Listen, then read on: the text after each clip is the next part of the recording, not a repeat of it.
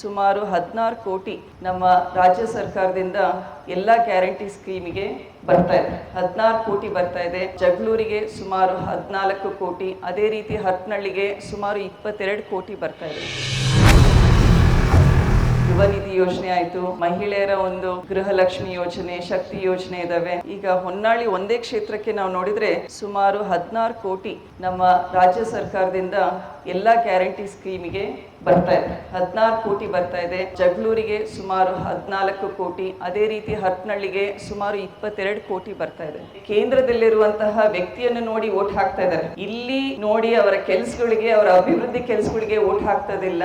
ಕೇವಲ central leadership ನೋಡಿ vote ಹಾಕ್ತಾ ಇದ್ದಾರೆ. 25 ವರ್ಷ ಒಬ್ಬ ವ್ಯಕ್ತಿಗೆ ಓಟ್ ಕೊಟ್ಟು ಎಷ್ಟು ಅಭಿವೃದ್ಧಿ ಆಗಿದೆ. ಈಗ ನಾನು ಅದನ್ನೇ ಕೇಳ್ತೀನಿ, ಈ ವರ್ಷ ನಮಗೆ ಕೊಡಿ, ಲೋಕಸಭೆ ಸದಸ್ಯ ಆಗಿ ಯಾವ ಒಂದು ವೇಗದಲ್ಲಿ ಇಡೀ ದಾವಣಗೆರೆ ಲೋಕಸಭೆ ಕ್ಷೇತ್ರದ ಅಭಿವೃದ್ಧಿಯನ್ನ ತಗೊಂಡ್ಕೊಂಡು ಹೋಗ್ತೀವಿ ಅನ್ನೋದಕ್ಕೆ ಒಂದು ಅವಕಾಶ ಮಾಡಿಕೊಟ್ರೆ ಬಹಳ ಚೆನ್ನಾಗಿರುತ್ತೆ.